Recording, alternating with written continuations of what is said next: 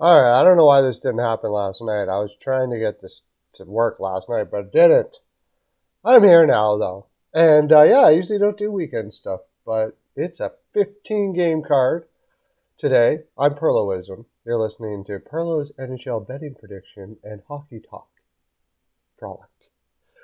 So, talk hockey, talk betting, talk whatever you want to talk down there in the chat, and I will oblige and talk back, and there will be frolic in the land. Okay, so we have a massive card. We had two games last night. I had shot props. I ended up being green, but most of it was on my NCAA picks, actually. I swept 4 games in NCAA. My hockey picks pretty much broke even. Florida. I mean, actually, Calgary. I didn't bet Calgary. I should have bet Anaheim because I just don't trust Calgary worth a shit. And that's why. And Sutter just doesn't get it. He says, "Oh, we can't score." You can't score because your guys are all riled up and freaking nervous.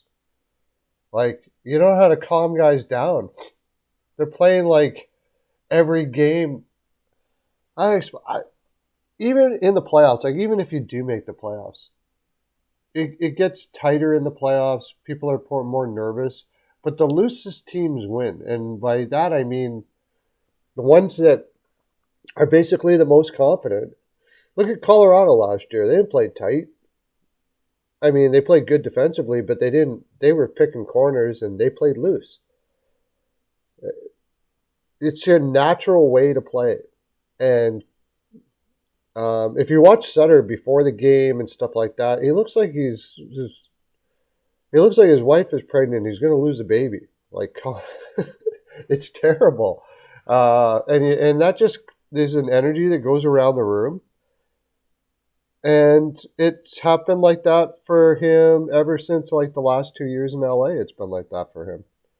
And he doesn't seem to get it. I don't know if he'll ever get it, but I picked Calgary to miss the playoffs, and they're going to miss it.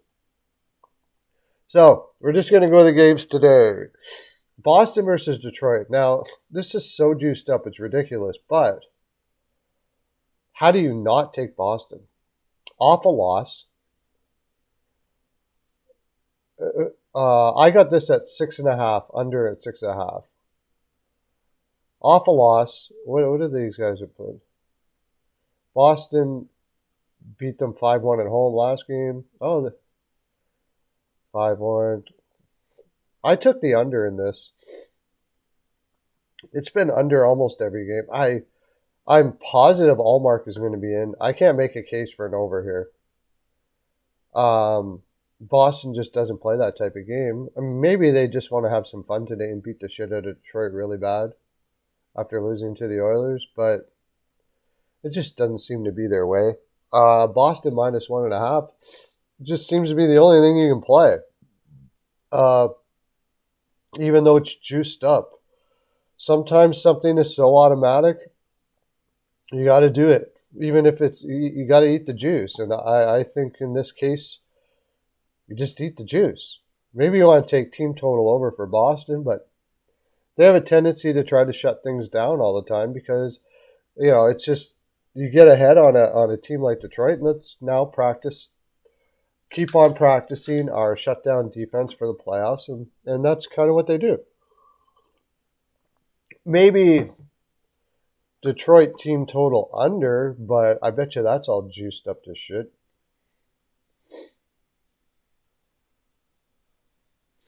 Now I got this at 6.5 on the under last night. Day game too. Not usually so. Day games are not usually games that teams like to, come out just barreling. They may start scoring goals later, but it's usually not early. Under 1.5 first period might not be a bad look, I guess. But that being said, I could see Boston leading 2-0 after the first. The goaltender for Detroit is Hellberg. That's the only thing that has me a little bit concerned about the under. He hasn't been very good his last 2 starts. Magnus Hellberg, yeah. He's got a pretty poor AAV and save percentage, but I just can't see Detroit scoring enough to get this over. If it goes over, it's going to be like 6-1 Bruins. So I got most of it on the puck line. I got it at minus 140. I think it's even juiced up way more than that now, but I don't mind that at minus 140. I took it right away because I saw this game and I'm like, this is going to juice all this shit. Especially, I kind of wish they would have waited because I knew they were going to put Hellberg in. If they would have waited to tell us a little longer, he probably could have got some not bad juice on it. If people thought Husso was in, there might be some freaks out there that take Detroit here, but I can't. That's for sure. No doubt about that. Since it's hockey talk too, I'm going to look at. I'm doing a Connect Me trade video, by the way, whoever's out there, if anybody's listening. I'm doing a Connect Me trade video. It sounds like he's gone in the summer. They're going to really, strip it down as much as they possibly can in the summer. I think that's going to happen in Philadelphia okay, let me go on that tangent for a bit. Holmgren, not Holmgren, jeez. Where's my brain? How come the general manager of the Philadelphia Flyers, if somebody was in there, they'd tell me. Hurry up, somebody, come on. Vincent Oreo, Christian.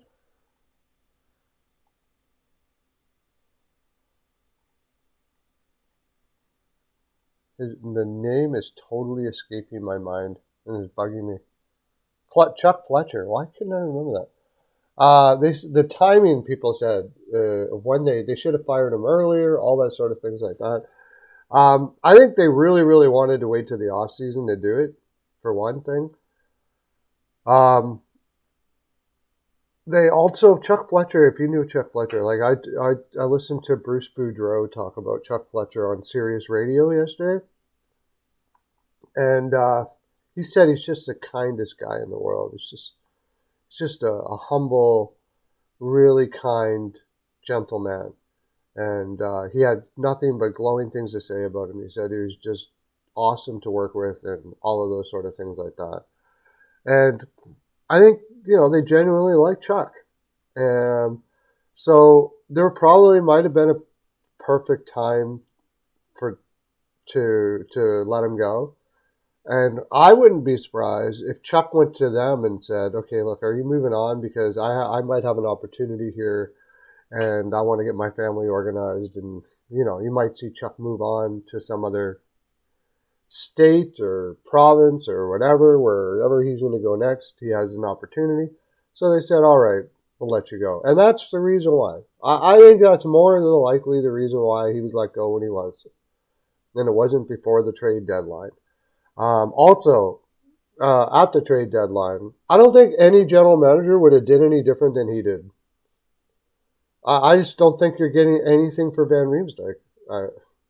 He doesn't excite any team out there. Even covering half, he didn't excite anybody. And the teams that did need wings, did need players on the wing, like Boston.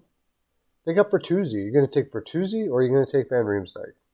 There wasn't much out there.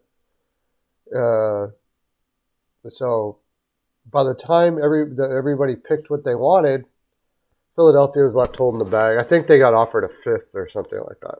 And you say, well, it's better than getting nothing. These are people, man. Like Philadelphia has also got to build up their reputation with their players so they can sign free agents eventually. Like, you start trading guys away for fifth-round picks, especially if you've talked to them and they don't want to go because they have families, they got to move their family or be away from their family the whole half of the year. Lamoriello is awesome with this. He won't. He just won't. Like, I'm not going to get this guy to move his family and go play with you for a fifth round pick. The person is more valuable than a fifth round pick. His family, all of those sort of things like that come with that, is more valuable than a fifth round pick. I'm not doing it. And I'm guessing that Chuck Fletcher is much the same. So, yeah, I think they were letting him go. I thought maybe they'd make him president or something like that, but they decided not to go that direction. They let him go completely. Might be because Chuck Fletcher decided he wanted to move on, especially after getting booed like by the general public. And I imagine he's had some harsh words said to his family and all that stuff like that. And he's probably pretty bitter about it, right? No, I mean, he doesn't sound like a guy that's bitter, but it doesn't sound like, it's not a very nice place to hang out right now. And I mean, is it his fault? Yeah, he made some bad moves. I mean, you can't deny that. The Rasmus Ristolainen move, although he's been much better under Tortorella, he's still not good, and he's still making a crap ton of money. $5 million a year is a lot of money for a guy who probably should be a 5'6". That was probably the worst move that he made. And then, a whole bunch of injuries, which aren't really his fault, I guess. I don't know. Going for Ellis when it was pretty clear he wasn't going to be possibly playing ever again. Yeah, I mean, he didn't do much. But I don't know. We'll see what the next guy does. Because I don't know if there was all that much to do. What I mean by that is, I don't know if you could do much with what was there. James Van Riemsdyk contract. Who's taking that? Hayes. Who's taking that? Nobody. Nobody's taking that shit.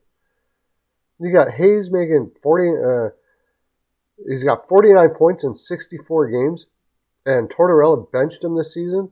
Which I'm sure that Chuck Fletcher's like, oh, how am I going to get rid of this guy if you're benching, And Van Riemsdyk, but 23 points in 44 games, he's making $7 million a year. Good thing he comes off the books as a UFA. And I don't know, you got Hayes for days. So he comes off the books, you can sign somebody else, but the truth is, this team is probably going to sell off in the summer. Yeah, when they have more cap space, when teams have more cap space and stuff like that. All right. So that's what I had to say about that. I mean, yeah, Chuck Fletcher was probably not the best hire. He didn't do great, but I mean, to boo him and his family, and it's not that bad. It's Philadelphia. So we're talking about Philadelphia now. Must-win game. I trust Pittsburgh to win this game. At minus 252. I do. It's probably tight. I would probably go under. But Pittsburgh in regulation seems to be... It's tough to take it in regulation because Philadelphia is going to be totally up for this game. Everybody's going to be playing their asses off.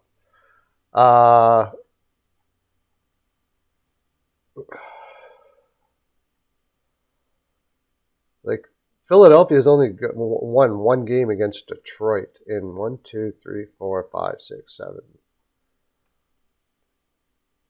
7 games. Pittsburgh just blew a lead against the Islanders, and before that barely beat Columbus, and before that beat Florida. That was after a 4-game winning streak where they were flying pretty high.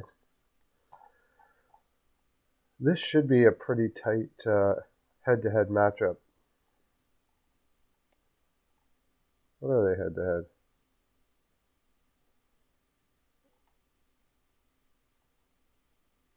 Yeah, Pittsburgh owns them a little bit. The last game, Pittsburgh beat them on the road. Philadelphia beat them at home. So the last two were in Philadelphia. Pittsburgh won at home. One away, home. It seems like Pittsburgh owns them pretty good at home.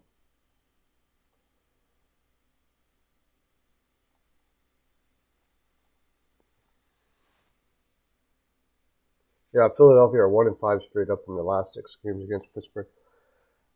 I I'm learning more and more that when you got these must-win games against teams that are already out of it, it's almost a good idea to take +1.5, depending on the team. This Pittsburgh team, I like the way they're coached. I don't like their roster. He gets a lot out of this roster, is what I'm trying to say, because the roster itself is barely a playoff team.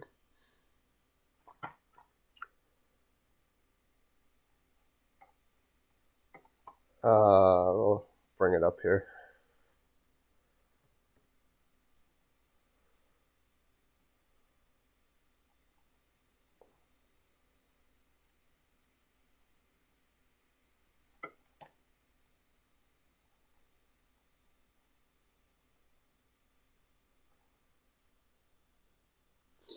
Yeah, Gunsel, Crosby, Raquel. I don't know what the love affair with Raquel was. He's playing top line minutes with Crosby. Nobody talks about the fact. I mean, he's only got 44 points in 64 games. That's not great. That's not great numbers for a guy who's playing top line minutes and he's supposed to be a skilled guy. And he wasn't all that great in Anaheim either. Zucker with Malkin and Rust. And then, it was Granlund was a decent pickup to get some offense from the bottom. I see that they're playing him at center, which is a smart move for a 38-year-old Jeff Carter. Let me share this out.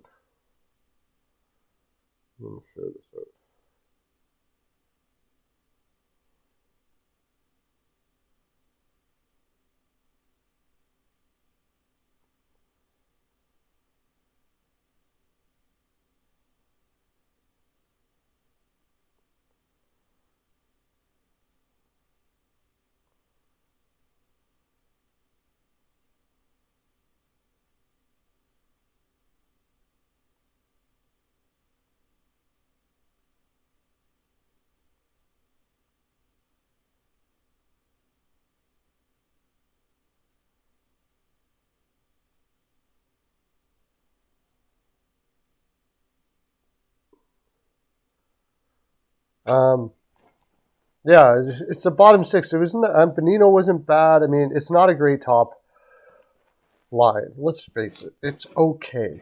Crosby's amazing. Gunsel's good. Zucker, Malkin, Rust. I mean, Rust isn't having a great year this year.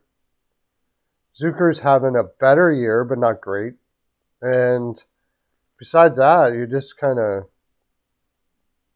I like Bonino. They're just okay. They're just okay. That's what I'm trying to say. I have no idea how Josh Archibald keeps on getting minutes over other players, except for the fact that they're totally injured, I guess. Okay, I'll give them that. They have nobody. I imagine there's somebody in the minors. That guy does nothing. He does nothing for your team. He hits out of position. He's one of those guys. He's like small, and you can tell every other part of the game. So I don't get it. As far as defense is concerned, it's pretty meh. Pedersen's okay. He's good. Chris Letang, of course. I mean, he's slipping. 35 years old. Should be slipping, but he's doing pretty good for 35 years old. Brian Dumoulin does nothing, really. He's just about as vanilla as you get. He doesn't do much. Jeff Petrie is okay offensively, terrible defensively now. He used to be good, but not anymore. Kulikov was a nice pickup. One of the better defensive defensemen in the league. One of the most underrated. He really should be playing ahead of Dumoulin in this lineup. And Jan Ruda, as much as everybody thought, I mean, I have a friend that I do live stuff with. He's all over this Jan Ruda. Analytically, he doesn't do much of anything. It was really... Losing Marino was like devastating for this team. I have no idea what they were thinking with that. No idea. He's one of the best defensive defensemen in the league. Certainly the most underrated. And they trade him away so they can have Petrie? I have no idea what they're thinking. And then Tristan Jarry, who's shaky when it counts. But against the Philadelphia team here, the thing is, I trust the veterans to come through in Pittsburgh. They always have. It's barely happening now.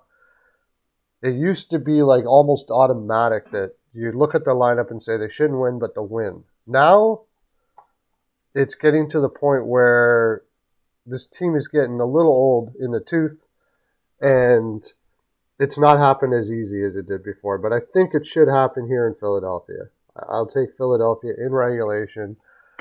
Let me get the starting goaltenders. Let's see if there's a scheduling spot that's tough for Pittsburgh here. Not really. Third game. Oh, it's a back-to-back, so they might take it. It's these back-to-backs. And what I'm noticing more this year than any year I've seen is that when teams have back-to-backs, they try to just barely beat teams. You saw it last night with Florida against Chicago. They're on a back-to-back. They got Winnipeg next. They try to conserve their energy a little bit for the next game. So this is going to be tough for Pittsburgh because Philadelphia is not going to let them do that. Philadelphia is going to come to war. This is a war game. You can try to make it not a war game all you freaking want. So what I think Pittsburgh's going to do here is they're going to try to get up early. So I would take Pittsburgh puck line first period maybe. They're going to try their damnedest. Or even over 1.5 first period. Although that's probably pretty juiced up.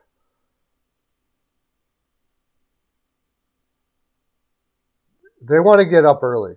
And then hopefully they can find a way to take it a little easier because they got the Rangers next. And they're going to need some energy for that. But either way, I don't know if Philadelphia is going to let them. This is a rivalry game no matter what they do. So they're probably going to be dragged into the fight. I mean, how do you not? First period money line. Please tell me Pittsburgh's strong at home. Because I think that's the way I'm going to play this. Not really. But Philadelphia is really bad.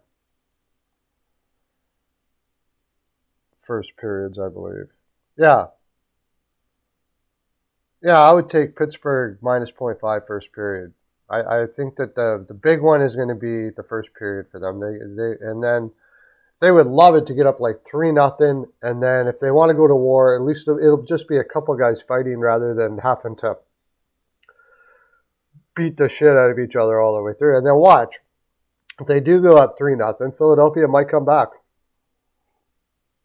Because they're really going to want to conserve. They want to win both games. And, if they put it all out here against Philadelphia today, they're probably not going to beat the Rangers tomorrow. So that'll be interesting to watch how that game goes. If it does go into overtime or they have to really, that tells you probably tells you what I'm doing tomorrow with that game. Talking about that, the Rangers also are on a back-to-back. And they're playing the Buffalo Sabres, who just got slaughtered by the Dallas Stars. Now, they're going to have a better goaltender in this game. I have no idea why they put Comrie in the last game. Comrie's career could be over. The Rangers own Buffalo. Own them. They 9-0-1. They almost always play to the over. I definitely would like the over here. Usually at home. Okay, wait. Wow, the Rangers have been playing them at home. They haven't played them. They played them once and it was under. And it was a 6. When was that? Oh, so the 21st. They haven't played them that much. Like, long time. December last year was the last time they played them on the road in Buffalo.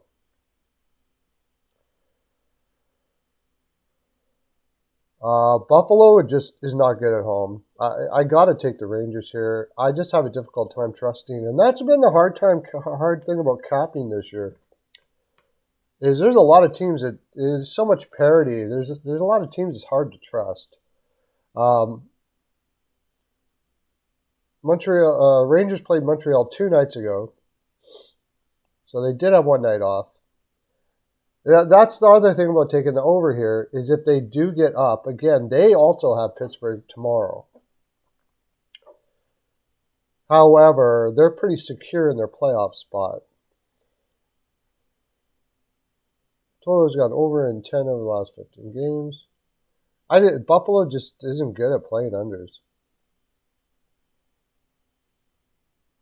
So I got it. I can't trust Buffalo. I can't. I mean, you'll say, okay, they got spanked last game in Dallas, so they're going to come out angry and play here.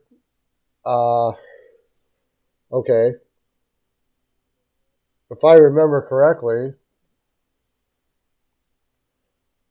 they've lost 3 in a row. They lost to the Islanders, they lost to Edmonton, and they sucked at home.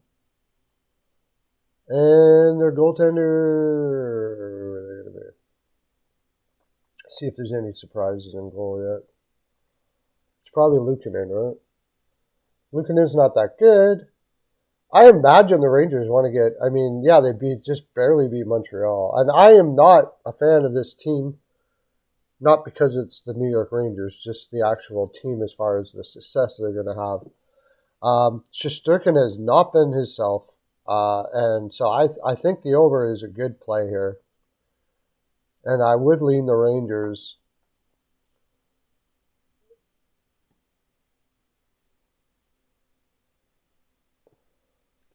Just because just Buffalo's so bad at home, really. But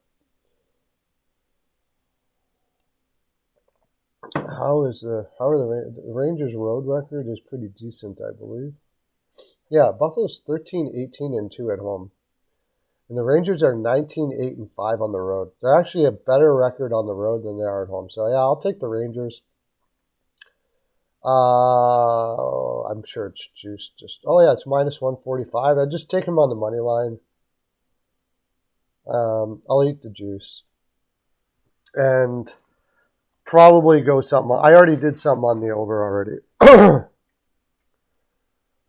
May look at Rangers Buffalo second period, but I'll look at that after because we got a lot of games to get through here. Arizona, Colorado. I mean, you got to think after losing to LA 5-2, Arizona's not a good road team. Colorado should destroy this game. Minus 500 is probably what it should be, I guess. The only thing is I mean, Colorado has not just put it together at all as of late. I mean, I can't lay that kind of money for. I think that's overvaluing Colorado quite a bit here. Might lean more to the over. But they could do something like they did with San Jose and they score 6 and then just say, okay, we don't want to embarrass them. So, I could see that, but I think it's less likely. I think Arizona right now is a better team than San Jose. And I'm pretty sure they're going to go with Vejmelka here. After Georgiev had a poor start. In the beginning of the year, I said that I didn't like Georgiev. He's proved me wrong, but something tells me that he eventually is going to prove me right again. I don't know. Something about his personality or something. I don't know what it is. But Vejmelka is elite. Vejmelka is elite. Alex Smith from Ice Guys. You know what I'm talking about, right? Right. Alex Smith from Ice Guys and we go back and forth on this. He doesn't think Vejmelka is elite because he hasn't been put in a situation where he can go a long time without getting shots and then can be really good. The guy, when you have an adjective of you've been Vejmelka'd, that's what people say. Oh, we got Vejmelka'd last night. In other words, Arizona was really, really bad and Vejmelka beat us. That happens on a regular basis. So if let me put it this way: switch goaltenders, put Georgiev in and Vejmelka with the Avalanche. Avalanche are having a much better year this year, and Coyotes are much closer to Bedard. He's good. So I mean, I guess you got to go with Colorado. You can't do anything else. But how do you do it? Team total over? I don't want a team total over Vejmelka after what I just said. Vejmelka can stop fucking everything. He can do it. You know. I'm probably just gonna stay away from this game. Maybe first period over. That would be the thing, but I think it's probably like minus 120. And first period bets have been killing me lately. What kind of spot is it? Maybe parlay it with something or whatever. I don't know. I mean, Colorado will win this in regulation, no doubt about that. So you can find another game where that's the case as well, I guess, and parlay it if you want to. It's annoying when bookies make it so you can't even bet the game, but I guess that's their job. It's their third game at home. They spanked San Jose. They got spanked by LA. And, I mean, they're not totally comfortable in the playoffs, are they? Right now, they're going to play Minnesota. Winnipeg is right on their ass. Yeah, Calgary's pretty much out. They pretty much, for sure. Calgary's not coming back. No way. I don't. Winnipeg loses tonight. Calgary's still freaking in it. It's possible. So, they got to win this game. That's for sure.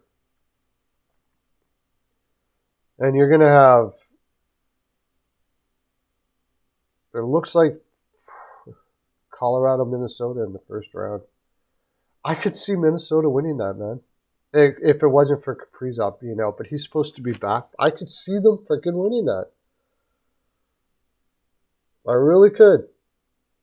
The way Colorado has been playing and the way Minnesota's been playing this shutdown defense, I could see them taking it at least to 7. Okay. Next. So, yeah, I don't know. Play the over, I guess. Maybe Georgiev is a little loose, but I think Colorado will probably shut him down. Maybe Arizona. Andrew McGinnis. Really good capper. Killer capper, actually. Very successful capper. He had a good one when they played Carolina, and maybe we might want to consider this again. Yeah, it was 6-1. When they play on the road, they don't score much, I believe.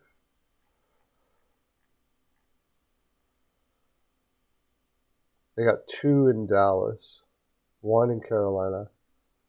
Can I trust Colorado? I was thinking maybe taking, because after getting spanked, I think that Colorado's going to really try to play a shutdown D here. Arizona's also in this weird spot where they were home for 4 games. They had to quickly fly to Colorado and come back to home again, which is annoying. Maybe put a little bit on Arizona minus 1.5 team total.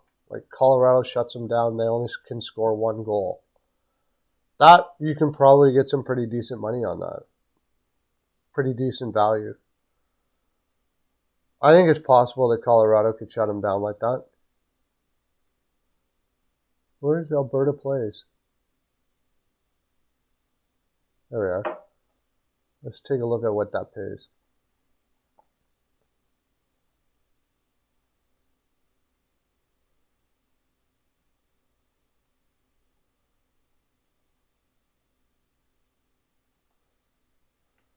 I love this. This is a great site if you can get it, but it's pretty much in Canada. That's the problem.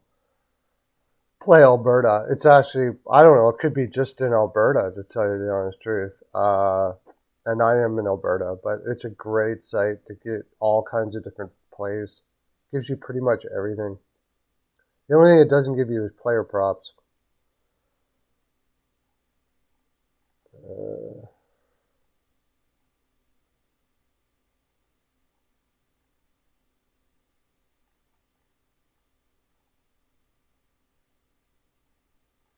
Where is it? How come I can't find it? Team total over and under. Do they not have them up yet for this game? Yeah, they got it.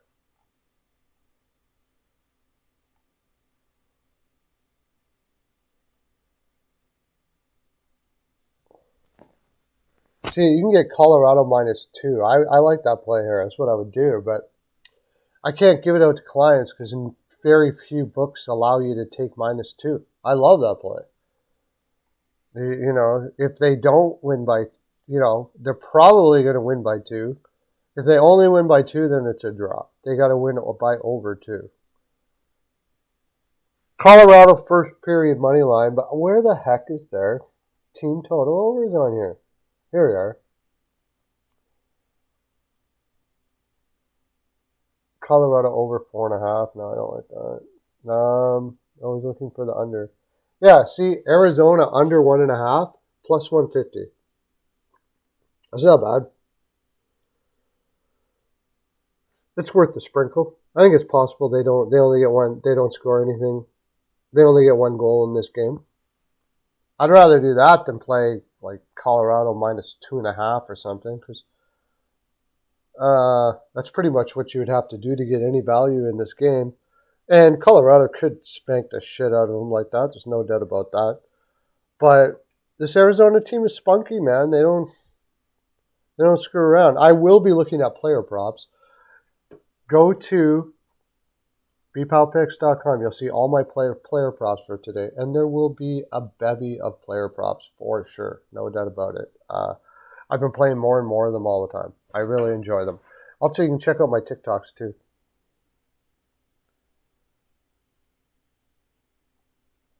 I don't see much different, to tell you the honest truth, Doug. I don't trust the Rangers either. That's the thing, is I don't trust the Rangers. I think I'm just going to stick with the over there. I think they come out hard.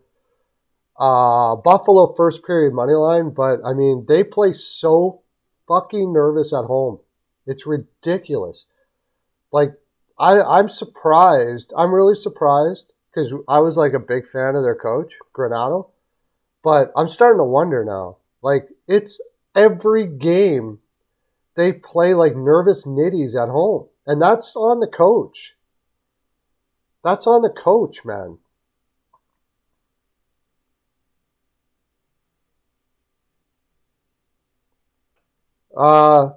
Shesterkin slump. It just gets tiring to play behind that 5-on-5 game that the Rangers have. Like, I don't know, like, Groton, what's his name? Coach for the Rangers.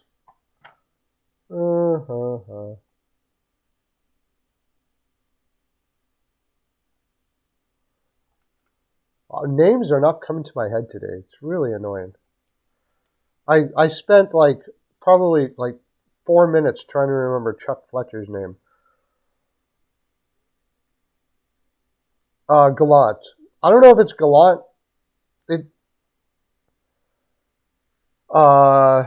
If it's Gallant not being able to get it out of them, or I think it's more to do with these players just don't want to play it.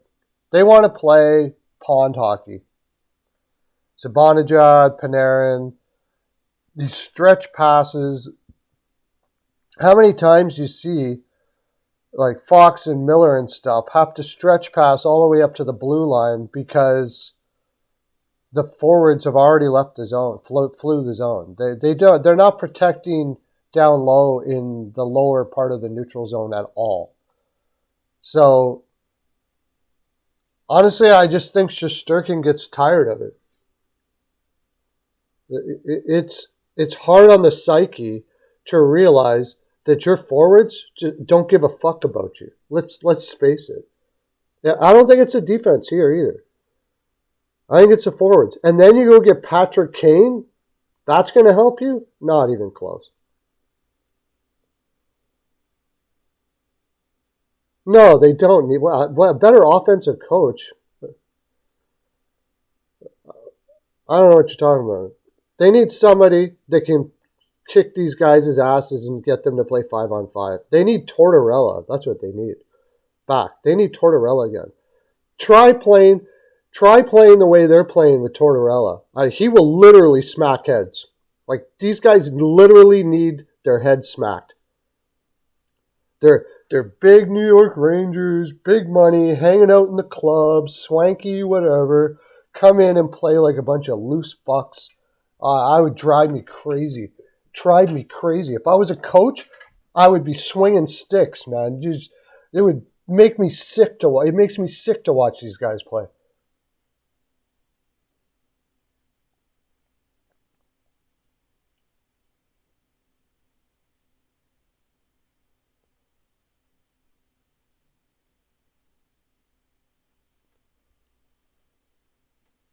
It's no, it's you can't play that way in the NHL anymore. You can't play. You can't play a game where you are not willing to defend in the low neutral zone. If you cannot play like that. Carolina will spit this team out in no time. Nobody says, "Oh, we need a better offensive coach in Carolina."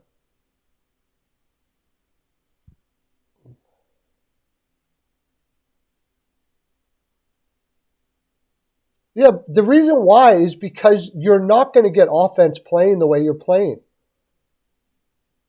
It's a lazy offense. It's not going to happen. You did it last year. You got away with it, and Shesterkin saved your ass all year long. I don't care what goaltender you are. It's not very likely that you're going to be able to do that forever. Like I was saying last year, the Rangers probably don't make the playoffs if it wasn't for Shesterkin. This year he hasn't. This year they've actually through the middle of the year started playing, and now they're right back to where they before. And the organization doesn't give a shit because it's like they don't even know what's happening. You go get Kane to solve your issue here? Like, what? Kane is the last player they needed. Last player. He doesn't. Did they not watch? Did nobody watch Kane in Chicago? The guy literally jumps over the boards into the bench to get away from the defensive zone. I literally saw it happen.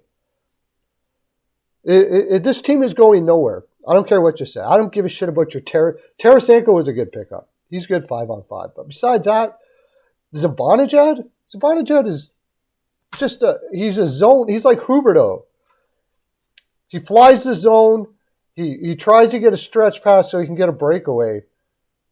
And leaves everybody sitting in there freaking most of the time. Like, he leaves everybody to fight it all out in the defensive zone. Now, the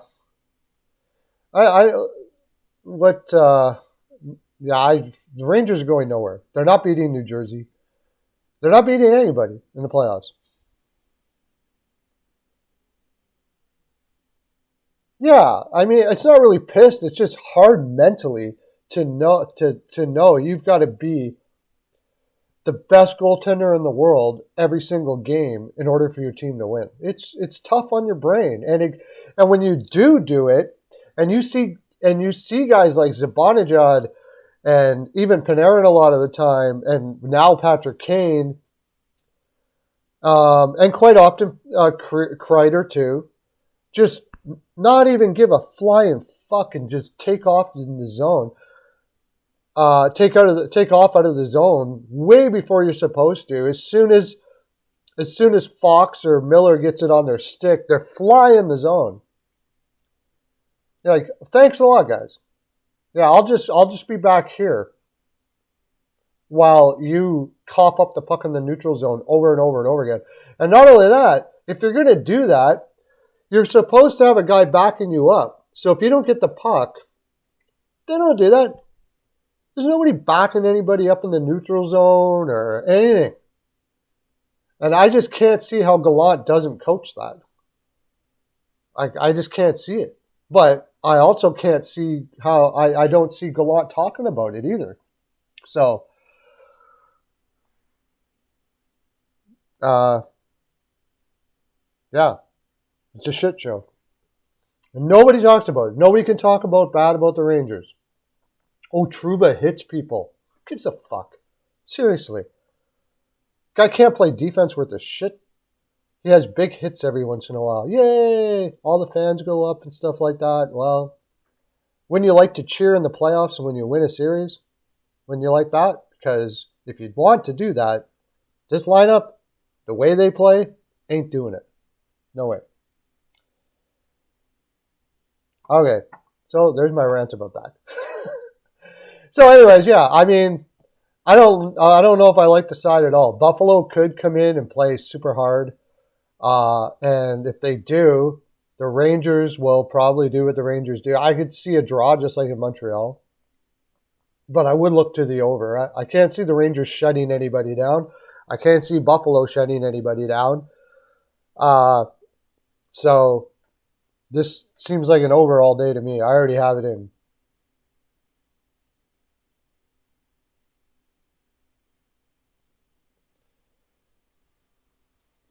I found I have to go all the way back to the Tortorella years. I think actually Quinn did better with this team. Quinn was doing better with this team. And Quinn's doing pretty good in San Jose. But I mean, as long as they have Zibanejad and Panarin, and nobody cares that they don't back each other up in the neutral zone, or they just play like pond hockey pretty much. As long as nobody cares about that, and nobody cares that they're shitty 5-on-5, and they don't because they don't get players that are good 5-on-5. Vincent Trocheck's not that great on 5-on-5. They seem to just think that playing like this is okay. So as long as they're like that, and they've been like that for a year or two, probably 2 years, it would have been, if Gorton was still here, he was going the right direction. Ever since Gorton left, this team has gotten worse and worse. And I don't care that you picked up fancy names. I don't care. You play like this, I don't care who you have on your team, you're not going to win. Okay. We'll see if I'm right. I'm almost positive I'm right. The only way they beat New Jersey is if New Jersey's goaltending doesn't hold up, and that's very possible. I'm not a Vanacek fan. But if New Jersey gets average goaltending, they're going to beat the Rangers. Vegas versus Carolina. This Vegas team is freaking weird. I mean, I don't really like it all that much either. But they keep on getting it done, especially on the road. So you got one of the best road teams against one of the best home teams. I think that's a little. I think Vegas is the value here for sure. Vegas is for sure the value. Are they going to win? This Carolina team is tough to sort out sometimes. Like, they have a hard time scoring. They still have a hard time scoring. And I think there's a little bit of Sutter and Brindamore where he gets guys a little too riled up.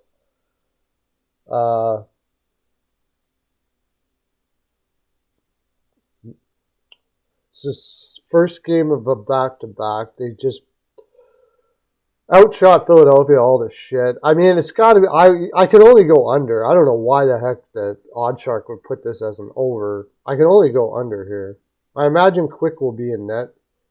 Hopefully, Carolina's going with Kochetkov because he's their better goaltender. That's a weird thing too. You keep on banging your head against the wall with Anderson. Oh, look at this. We have a Michael Hutchinson such sighting. He's terrible, so we're going to be taking the Blues in that one. I'll tell you that right now.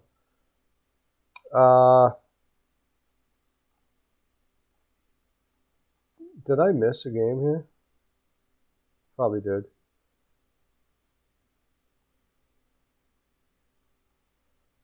Where's Carolina?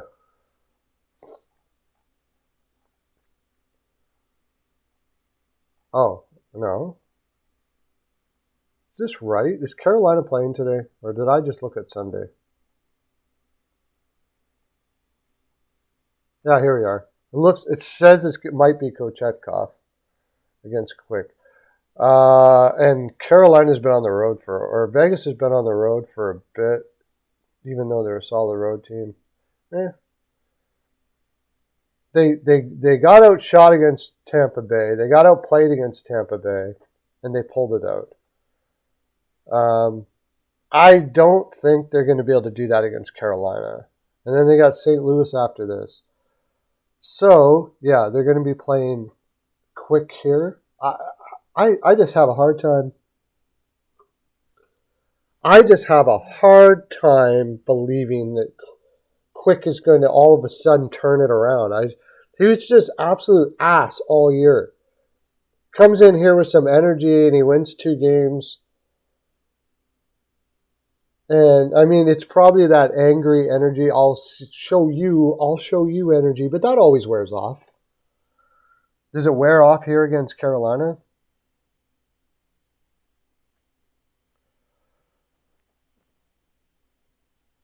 And I think these guys actually play to the over a lot. But I'm not playing these guys over. But I think against each other they played to the over. They came back in Tampa Bay. See, and Vegas has been playing to the over as of late.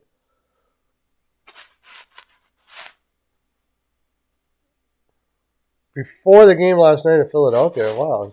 Seriously going to play this game over?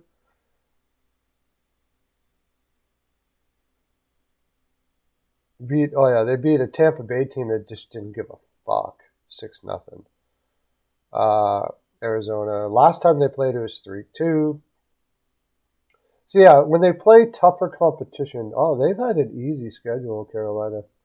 Look at these teams they played. Montreal, Washington, St. Louis, Ottawa. Ottawa was Anaheim, and then Vegas, they just barely beat. I think that's what it feels like it's going to be again, something like that. 3-2, something like that.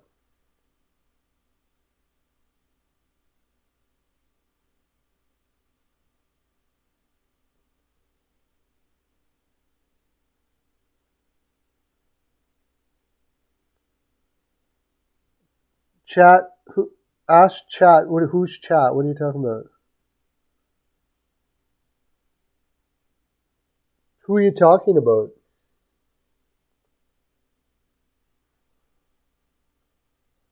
Oh yeah, by the way, I gotta. I think I'd go Carolina. Maybe a draw. This could be a good draw game. This could be tight. Like both teams are going to be up for this game. I could see 2-2 and then overtime. Columbus, I just found out that Hutchinson is in net. Take St. Louis money line at minus 127 and just don't think about it. I mean, St. Louis isn't a great team either, but probably take the over. Hutchinson's horrible. I don't know why he keeps on getting NHL starts. He's a terrible goaltender. Oh, okay. So I'm not going to go too far into this. If Hutchinson's in net, Columbus is very highly, highly, highly unlikely winning this game. Highly. And St. Louis isn't even that great of a team, but they beat San Jose. They got a little confidence going. When I watched that San Jose game, they did look like they had confidence going, and they did look like they wanted to win. This didn't look like a team that wanted to tank. This looked like a team that, was getting past the O'Reilly, and now these young guys are going to, step up and be the leaders of the team. And it looked like that against San Jose. Now, San Jose is a terrible team, of course, probably worse than Columbus, but it was good. I hadn't really seen that in their eyes up until that point. So it really seemed like they were disheveled and kind of lost. But against San Jose, it looks like they kind of woke up a little bit and kind of just said, you know what, let's get back on our feet. It is what it is, and we're a team, and we're going to go and be the best we can be. That's what I got from them. So I'm going to take St. Louis, especially at minus 127. That's really good value. I can't take Columbus with Hutchinson. No way. And I'll probably look at the over. Winnipeg versus Florida. How can you trust either one of these teams? Just call it a draw. This is a draw game all over it.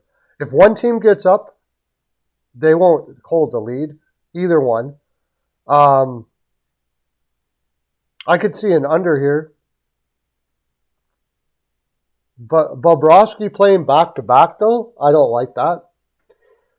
If you Winnipeg has been my sell team all year, and the funny thing is, they've been in really good spots, and I've had to take them just because of the spot twice, and they lost both times. If Bobrovsky's playing back to back, Winnipeg should win this game all day long, but they won't, or I don't know if they will. Yeah, the problem with Winnipeg is a little different than the problem with the Rangers. The Rangers, the problem is they have too many players that are not backing each other up to play a proper 5-on-5 game. In Winnipeg, the problem is that their offensive players are having to play for the defense too much. And they'll say, well, aren't they supposed to come back and help the defense? Not every freaking time.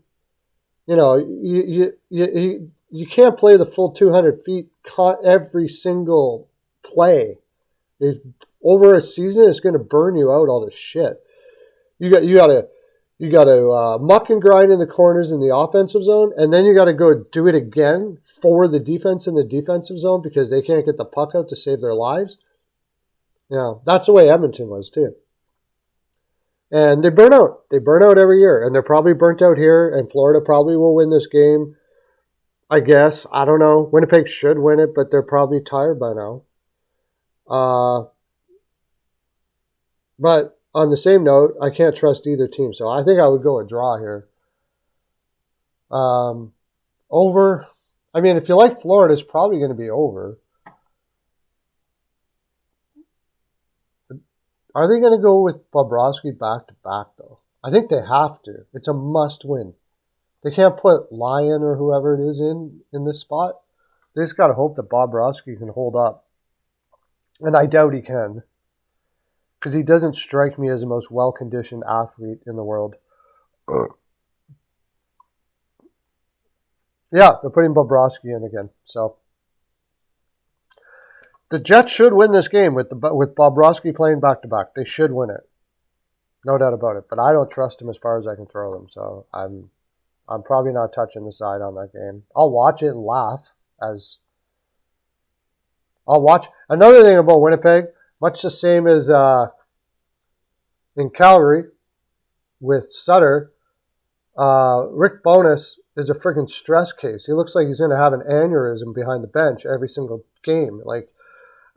He's got those guys so wound up that they're just shooting right at the goaltender. It's a very good chance they just make Bobrovsky look good today, and Florida ends up winning this 4-1. And Winnipeg outshoots them 37-25 or something like that. Maybe, yeah, I can see that. New Jersey, Montreal. You gotta take New Jersey here.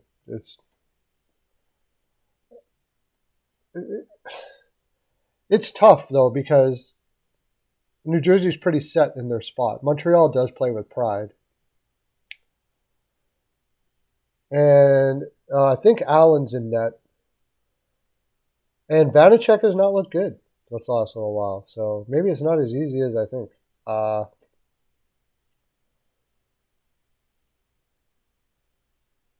Yeah, they were my sell team after the All-Star break.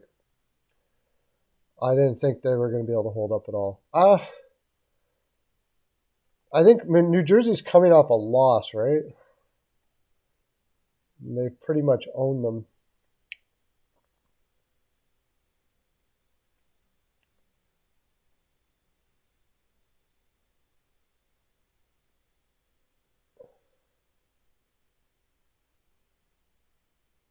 Yeah, they've owned them on the road. I mean, Montreal doesn't match up well with New Jersey here at all. The only way they lose this game is if it's a look-ahead spot. But coming off a loss, I think it's pretty safe to say. Oh, yeah, they got Carolina after this. Fuck. Oh, man. They got Carolina after this. They're going to save energy for that. Jesus. Yeah, it's not going to be a blowout. I'd almost take Montreal plus 1.5 here, if that's the case. Because they care about that game against Carolina. They don't care about this game against Montreal. Like, if they lose it, they lose it. They're. I could actually see Montreal winning that game now that I went through all of that shit. Coming off a loss to Washington, but. Or did they win against Washington? No, they won against Washington, did they? Yeah, I could definitely see Montreal winning this game or plus 1.5. I'll take Montreal plus 1.5. And I would probably go the over. I would say Montreal scores the first goal. I would probably go the over because New Jersey will probably realize that they have to wake up come the third, and they could come back and win the game. But New Jersey really, really wants Montreal to not try too hard tonight. That's what they want. Because they want to conserve all the energy they can to win against Carolina. So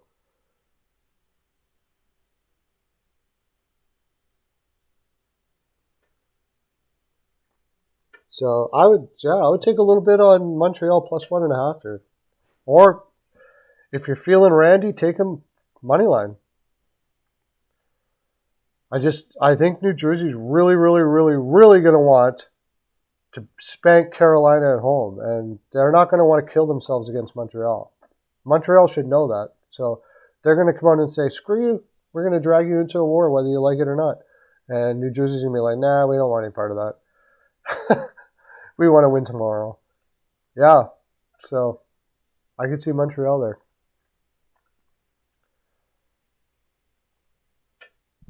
Chicago, Tampa Bay, just over that. Over. How the heck is that? You're getting almost plus money on the over against Chicago for Chicago, Tampa Bay. What am I missing here? What am I missing here?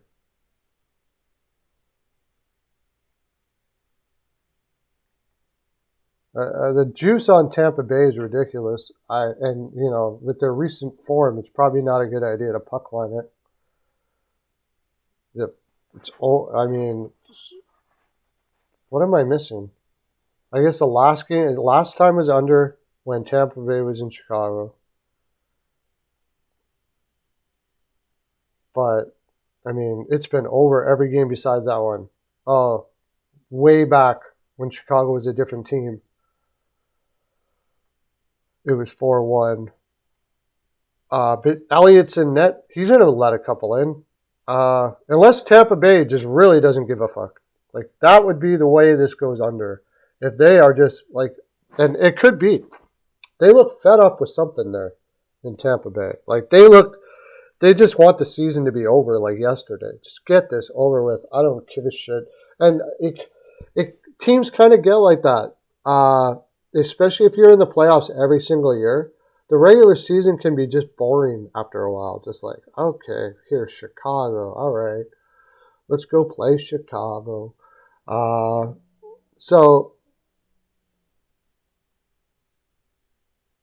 Chicago, on the other hand, could be, this is Tampa. Oh, yeah, you think you're Tampa? We're going to give you a good shot here, buddy. They did it to Florida. They played tight with Detroit. Now, Tampa Bay, when playing weaker competition, how do you play big juice on a team that's won, one game in the last 7? And they've lost, bad in some of these games. But Over. Elliott in net. And I think Chicago is playing. Is Chicago playing Mrazek back to back or something like that, if I remember correctly?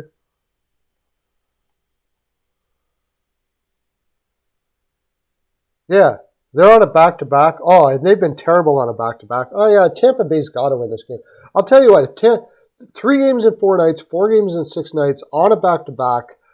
Chicago's been. If Tampa Bay cannot get their gumption up to win this game significantly, man, oh man, is that a healthy level of I don't give a fuck. I'll tell you that right now. Holy shit. That would be brutal. Brutal. The thing is, there's something in me that says that that's exactly what could happen here. Like, I've seen nothing but I don't give a fuck out of Tampa Bay the last little while.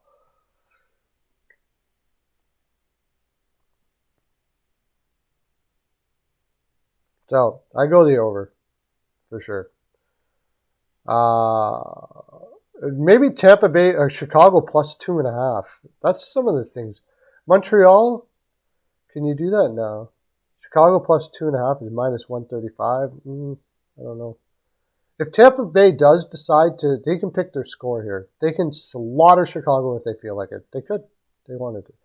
Toronto, Edmonton, it did turn into a 7. I got it. I tried to get it at 6.5, but I don't think that worked. At 7, I'm probably not going to touch it. This feels like a 4-3 game. Edmonton coming off the big win in Boston. I think Tavares is back in tonight, isn't he?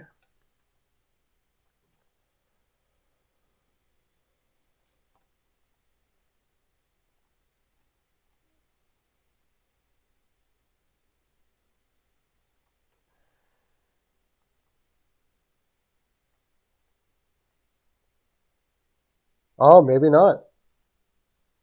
Yeah, I mean, if Edmonton's plus money, you might as well go with them. Especially with Matt Murray in net. Yeah. Might as well go with Edmonton here.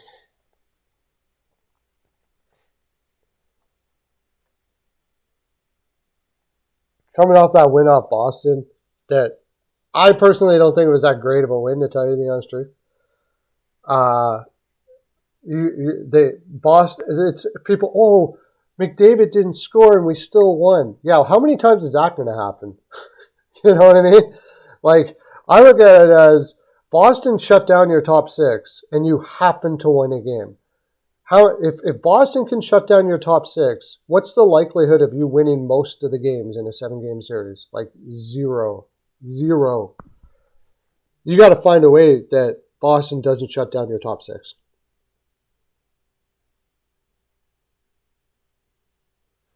No, they're not even playing anybody right now good, Tampa Bay. Nobody. Like, they don't care. I'm taking Edmonton plus money tonight. I just think off that win against Boston that they will they'll carry that over here. If please don't play Campbell, for the love of God. Just because he played for Toronto. Even more so. Campbell can't handle that kind of pressure. Campbell is probably holding his breath that he doesn't get put in the net every single game. Okay, so far it's Skinner. I'll tell you, if it's Skinner, I'll take Edmonton. If it's Campbell, over the 7. Matt Murray is cold, hasn't played in ever. He'll probably stub his toe on the post by the second period, and you won't see him anymore, and they'll not have to bring the backup in. He'll pull his groin stretching or something, and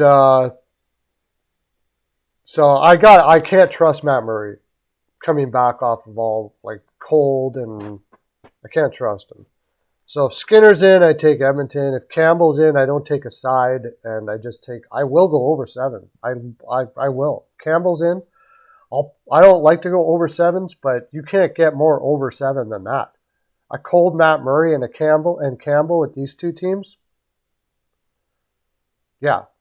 The only thing bad about it is that Toronto doesn't have Matthews and Tavares, so It makes the over pretty tough when they don't have those two guys. But because of that, I'm going with the Oilers, and they're going to put Skinner in. You're absolutely moronic if you put Campbell in this spot. Yeah, I like the draw on that, Joe. I like the draw on that.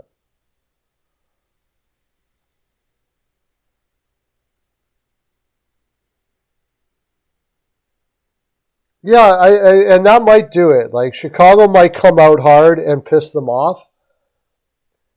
And then hopefully, like if they decide to play, if they decide they want to win that game, Tampa Bay can pick their score and win that game. They can just freaking crush them, no doubt about it.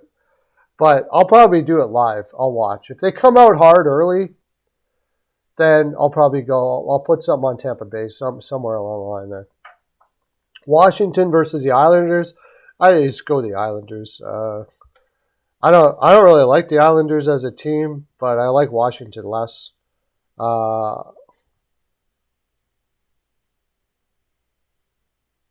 Over under 5.5. I don't care. I think Sorokin will be in. It's probably under, but I don't know if I'm going to put anything on it. How many games we got here? Okay.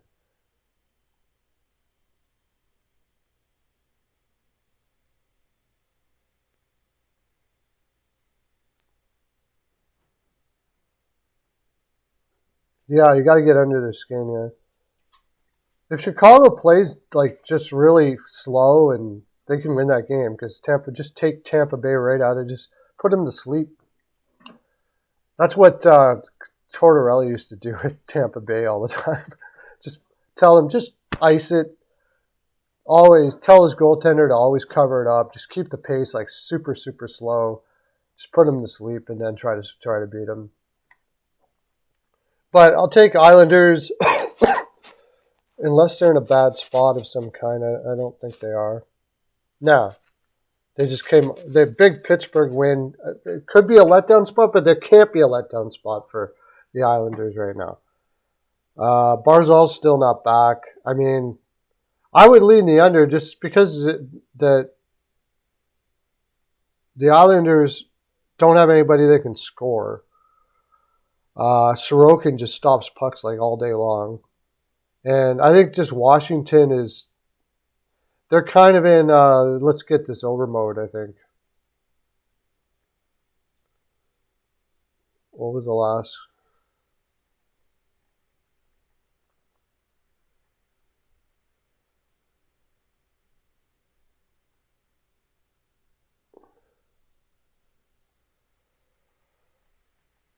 Washington, I lost 2 in a row, 1 in New Jersey, 1 to LA, after spanking the shit out of San Jose. That was coming back home off of a road trip.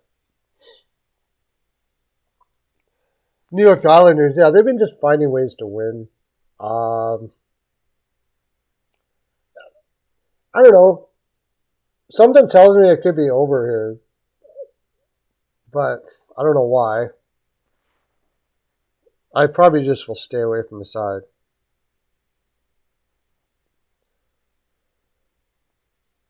That big comeback win against Pittsburgh,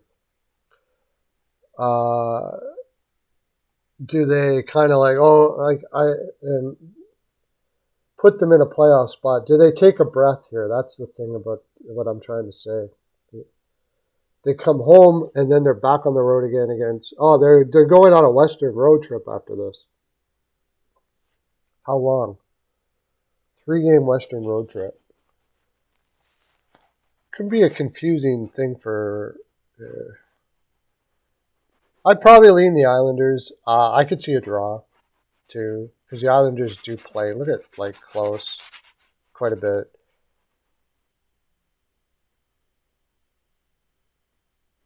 If Washington wants to play, I just have a feeling that the Islanders are going to want it more than they have more reason to win it. It's kind of why I'm going the Islanders there.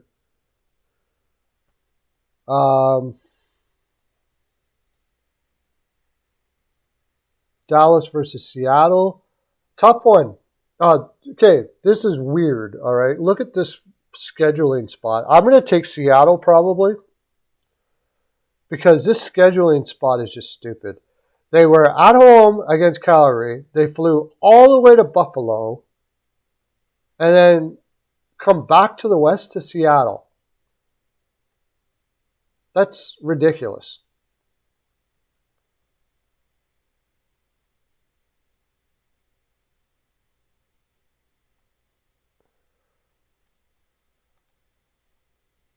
And they just, spanked the shit out of Buffalo, who just had poor goaltending. I mean, really, I think they're probably feeling really good about themselves, but they could score on Comrie from anywhere that night, like just anywhere. He was struggling hardcore.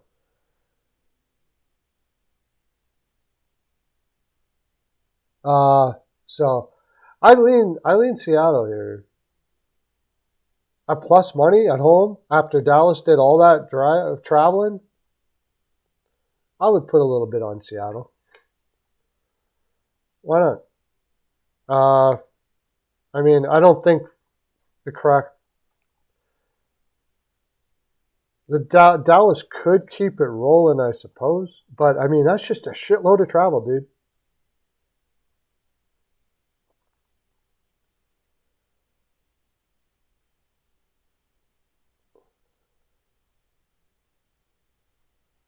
Oh, yeah, Sagan's hurt.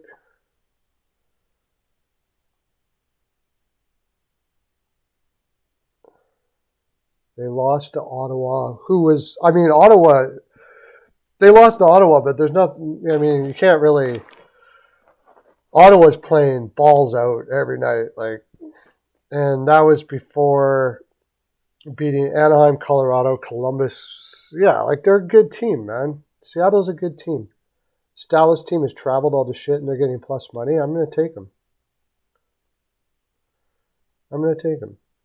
Ottawa, Vancouver. I took this. Okay, it didn't move to a 7 yet, but I took the over on this right away. Ottawa doesn't want to. I don't even think they want to play under, to tell you the honest truth. Vancouver.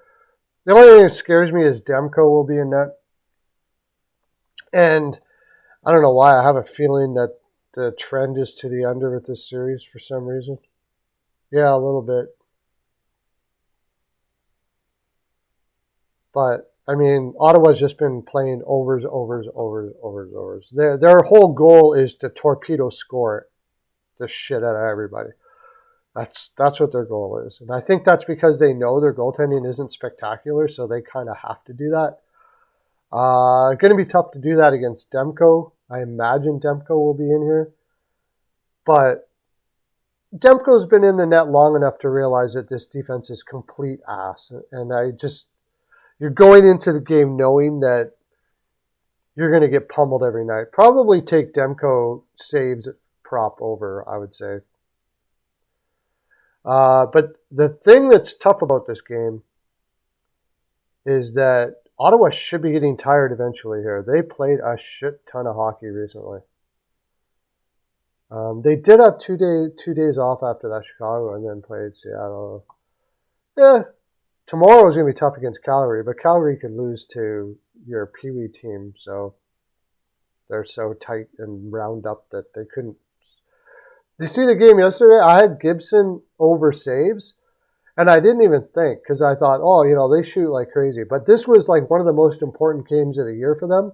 So not only could they not score because they're shooting right at the goaltender, now they could not even hit the net. I don't know how many times they missed the net last night, and not by a little bit either, like way off. Like those guys are so anxious to win that Sutter does not know how to calm down his team and have them play with confidence and shit. They play like, oh, I gotta shoot. Sutter will get mad at me. That's how they play like. It's like unbelievable. I'll be right back. I'm going to grab a coffee and we'll do the last 2 games.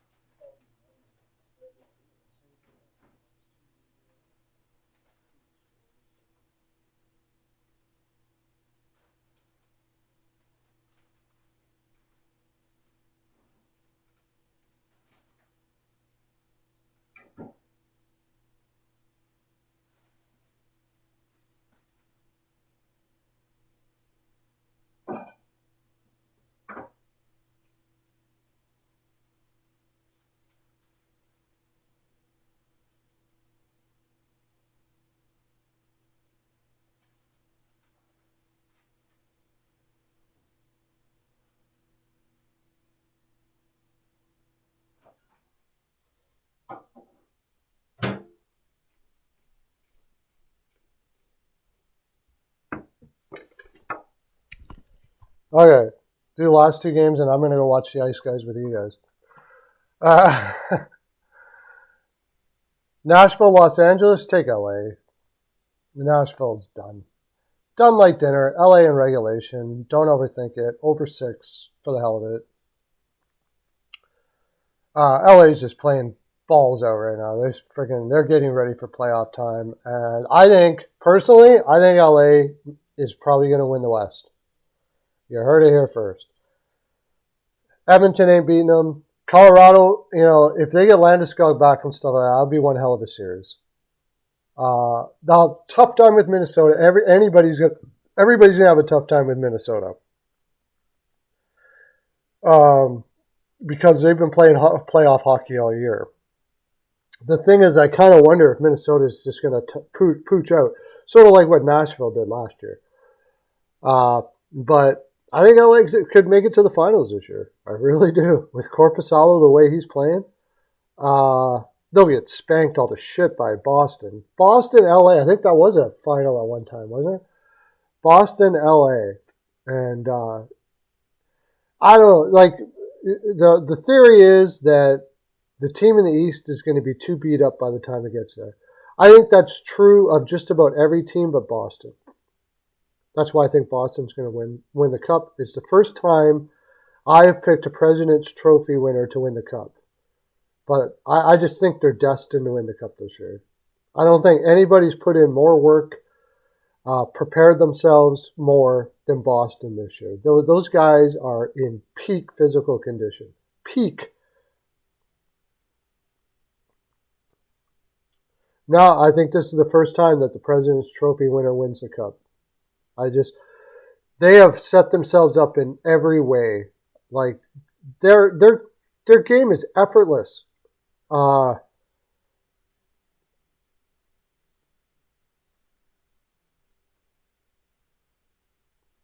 Whoever takes out Boston, they might be so beat up that they can't continue, but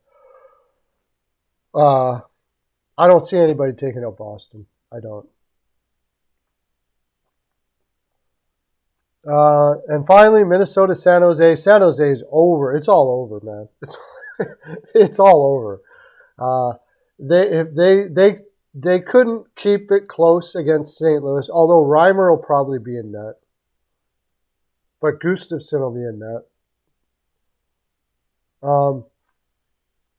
It'll be Gustafsson and Reimer, right? Probably. Or are they going to go back to Kakkonen? If it's Kakkonen, and while they're on a back-to-back, who do they got after this?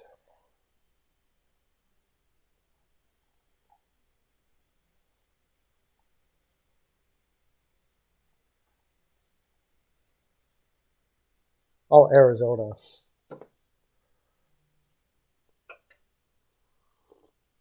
If it's Kakkonen in, I'd just take Minnesota -1.5. I think they'll probably puck line him. You're getting +117 for that.